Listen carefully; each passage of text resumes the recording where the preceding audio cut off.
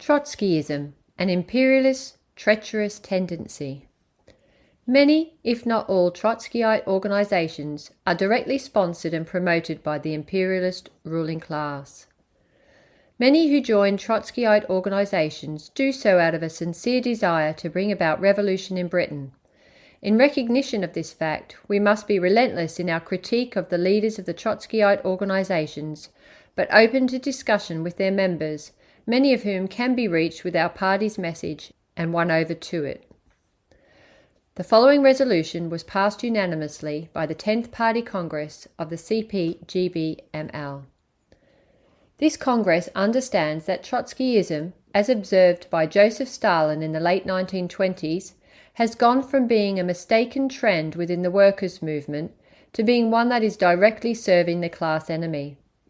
It is an especially dangerous trend even today because it can mislead and demoralize many militant workers, intellectuals and students who sincerely believe themselves to be joining a revolutionary party, only to find themselves perpetually led down a political cul-de-sac by the modern-day inheritors of the Trotskyite tradition. As Comrade Harpel-Bra observed in his Trotskyism or Leninism, the Trotskyites in the imperialist nations were revitalized not by their own efforts, but by the active treachery of Khrushchevite revisionism. Revisionism took hold in Britain even before the death of Stalin in 1953, in the form of the British Road to Socialism, which formally announced the beginning of a process whereby the old CPGB would be transformed from a party of the militant working class into a wing of the Labour Party in all but name.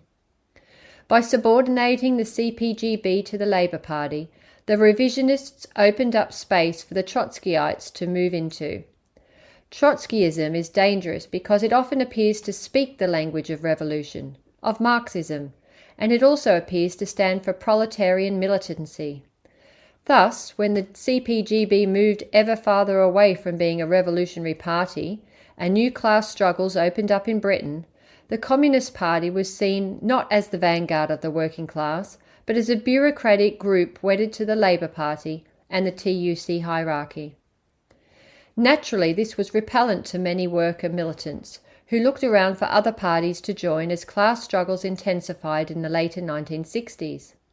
The Trotskyites were able to recruit many honest workers this way, only to find themselves led down the same path as so many others before them, as organisations like the WRP, SWP and Militant veered between ultra-leftism and right opportunism, leaving many feeling utterly demoralised until they dropped out of politics altogether.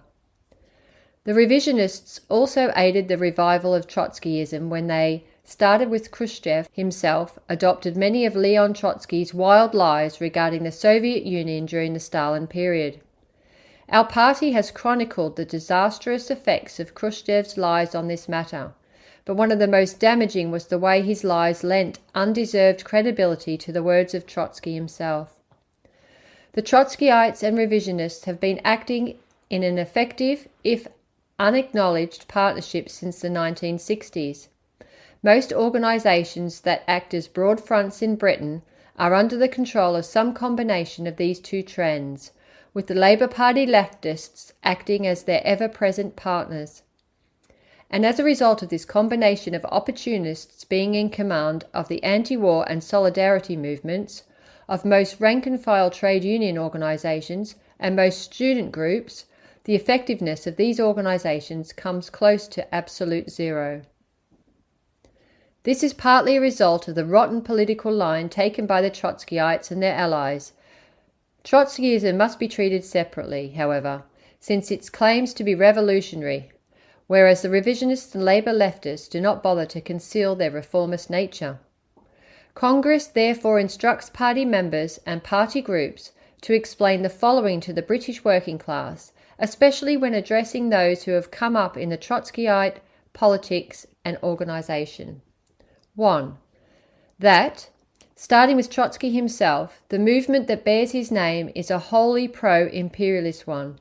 It disguises this with leftist phrasing, but if one examines the Trotskyite stances on the three crucial issues of our time, the Ukraine war, the war for the liberation of Palestine, and the US imperialist aggression against China, the Trotskyists echo and amplify the propaganda of the imperialist bourgeoisie. They do this in order to mislead workers and weaken any critique of imperialism that might start to be taken up in organizations where they have influence. 2. That Trotskyism is anti-Leninist in organizational terms. Its many parties do not practice democratic centralism, but are in fact led by bureaucratic cliques who run their organizations very much as Trotsky himself falsely accused V.I. Lenin and J.V. Stalin of running the Bolshevik Party. 3. That Trotskyism is consistently revolutionary in words and opportunist in deed, with many of its activities simply leading workers back towards the Labour Party. 4.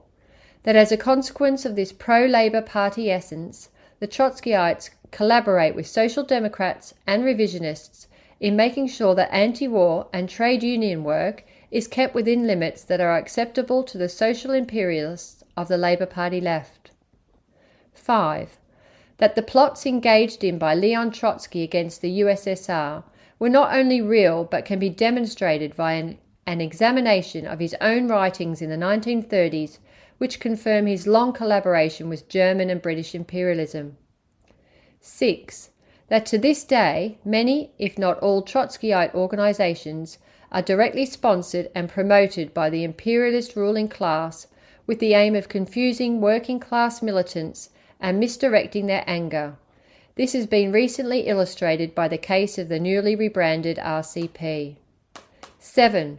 That many who join Trotskyite organizations do so out of a sincere desire to bring about revolution in Britain.